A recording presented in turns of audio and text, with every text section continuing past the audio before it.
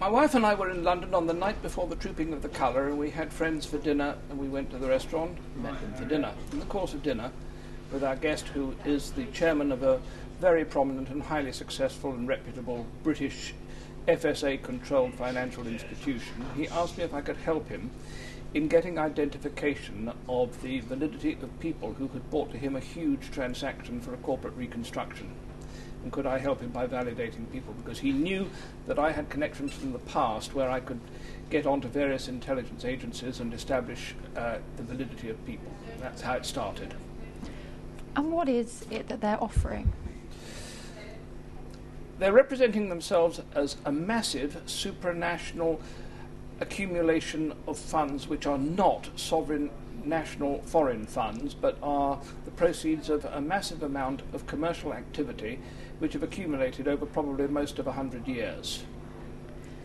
And they are concerned that they have all this wealth in a world which is beginning to lose its track on its own economic progress and stability, and they want to put their assets to work to help save the world. So they think that by helping plug the UK debt, they'll boost their own wealth. They're quite directly saying, no, they're not. They're saying that they will protect the wealth of the world so that they will continue to survive with their wealth in it. But they are saying quite particularly that they want the United Kingdom to take a leading initiative in this because they see us as being the logical point from which they can deploy a lot of their support into the European sector, which they think is in dire need of help and support at this time. And you believe that this is a genuine offer and not a hoax? I've been working on this now with them for 21 weeks. They have not put a foot wrong. In 21 weeks they have never contradicted themselves or said anything which would give a lie to anything that they have said. And therefore, from that point of view, I am progressively comfortable with the genuineness of their approach. They have gone out of their way to ask me to introduce them to government officials within the coalition with whom they can talk to open this up. And there has been a natural high level of scepticism, because it's rather like finding after all these years, the good gracious, you find on Christmas Eve that Father Christmas really does exist and he's just popped down your chimney, and it is a bit of a surprise. So the government officials have voiced a lot of scepticism, and the people I'm dealing with from X have been forthcoming with a list of referees who they've quoted, who are amongst the most powerful and the most high-profile people on the whole world stage, and they've invited the British government to pick up a phone to these people to validate their existence. Provided that the British government do so at the highest level of security, they will then talk to people at the highest level of security on the world stage who will validate them.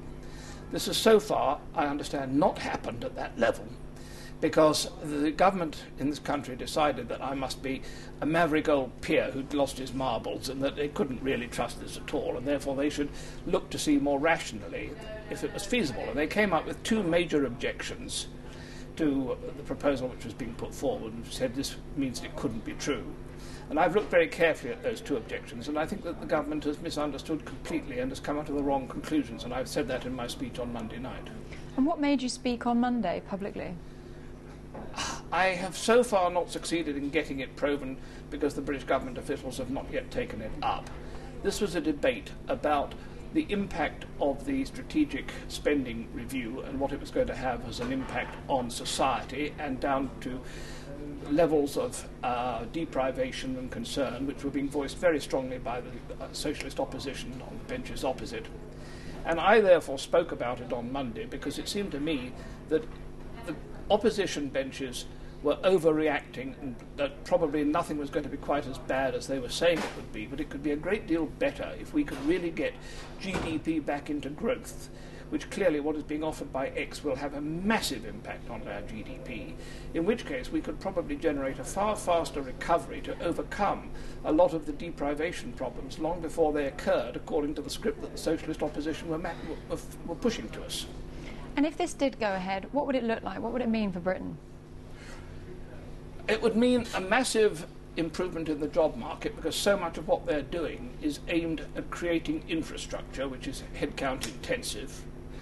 For example, the things that they're proposing at the present moment, since Monday they have said to me that if the government will now give an answer to them now as to whether they will support this, and by now I think they mean in the course of the next week, then X will put up and have in our bank by Christmas Day the entire £17 billion we need to build Crossrail now and bring it forward from the 10-year distant date it is, and think how many jobs that will create and the impact that will have on the vitality of London and everything else that will go with it.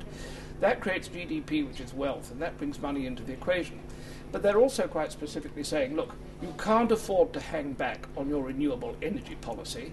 So if you have a preferred policy at this moment to do the underground gasification of coal and the conversion of your power stations to use underground gasification coal, we will pay for that as well. But your spending review has also taken out all the hospitals and the schools that you needed to build, and we'll build those for you as well.